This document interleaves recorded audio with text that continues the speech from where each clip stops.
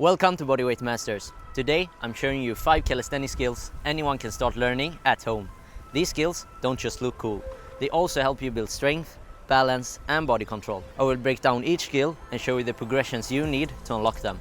Let's dive into the first one, the elbow lever. This skill might look difficult, but it's actually easier than it seems since you're resting your body on your elbows. To perform it, place your hands pretty close to each other and turn them outward. Place your elbows on your hip bones and lean forward until you are hovering above the ground. It requires some balance to find the sweet spot where your weight is centered and your body stays stable. If you're falling backward, lean a little more forward. If you're tipping over, lean less. To learn the elbow lever, start with an elevated surface and work on just getting the legs off the ground. The extra space for your legs will make it easier. Progress by using less elevation until you can do the bent leg elbow lever on the ground. When this feels comfortable, try to open your legs to the straddled position. This shifts more weight backwards, meaning you need to lean more forward to counterbalance. When you have trained this for a while, you should have no problem doing the full elbow lever. If this skill is uncomfortable for your wrists, you can perform it and all the other progressions on parallettes. This allows for a more natural wrist position.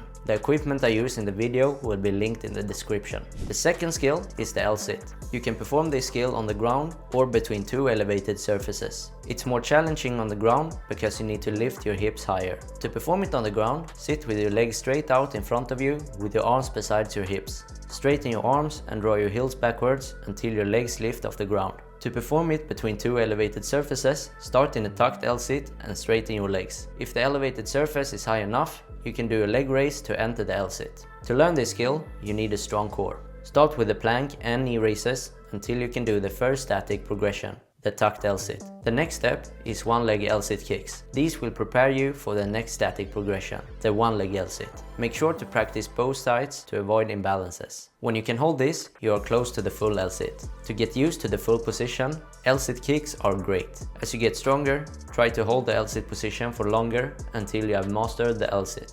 If you struggle to keep your legs straight during this skill, it's probably due to tight hamstrings or weak hip flexors. To solve this problem, stretch your hamstrings with a standing forward fold, for example. To strengthen your hip flexors, do seated leg lifts. If it's too hard, place your hands further back or lift one leg at a time. The third skill is the pistol squat. This is a very impressive and effective leg exercise. To do it, start by standing on one leg and extend your arms in front of you to assist with balance. Lower down while extending the other leg forward before pushing back up to the starting position. To unlock the pistol squat, you need to become very comfortable with bodyweight squats first. After that, you can start practicing single leg exercises like the step up. Choose a challenging height and practice this until you can do assisted pistol squats. This is a great exercise that mimics the regular version.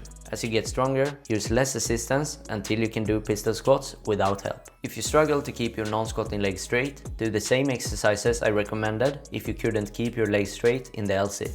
If your heel lifts off the ground during the pistol squat, improving your ankle mobility by doing the knee to wall stretch will fix this. The fourth skill is the tuck planche. This is a quite difficult skill that requires shoulder strength, scapula control and core engagement. To perform it, start by placing your hands on the floor with your thumbs pointing forward. Keep your arms straight, protract your scapula, tuck your knees to your chest and shift your weight forward until you are hovering above the ground. To make it easier and more comfortable for your wrists, perform it on parallettes. To build the strength needed, get comfortable with push-ups first. Then begin doing planche leans. Lean further forward to increase the difficulty. You can also do floor-assisted tuck planche. As you get stronger, rely less on the floor for assistance. If you have two elevated surfaces or higher parallettes, another great way to progress is by starting with your hips lower and gradually raising them as you get stronger. The fifth skill is the handstand. Mastering this demonstrates excellent balance and opens the door to many advanced calisthenics skills. To learn it, build the strength needed by starting with the pike hold. Then progress to the elevated pike hold, followed by the back to wall handstand and finally the chest to wall handstand. When you can hold this for 30 seconds, you have the strength required. If you're afraid of falling, practice bailing out by placing one hand in front of the other and come down with your feet. Once you have the strength and know how to bail out from a handstand, the next step is to learn how to balance. It's quite similar to how you balance when standing on your feet. If you lean forward, you press down with your toes. If you lean backward, you press down with your heels. In a handstand, however, you make these adjustments with your fingers and palms instead. Practice balancing by doing the frog stand and the wall assisted handstand, gradually relying less on assistance.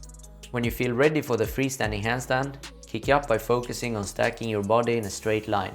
This will make balancing easier. If you can't stand in a straight line with your hands over your head, you will end up in a banana position. To fix this, do this shoulder stretch.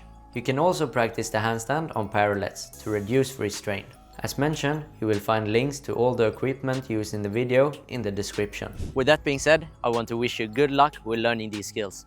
Subscribe for more calisthenics content and let me know in the comments if you have any questions or what you would like to see in the next video.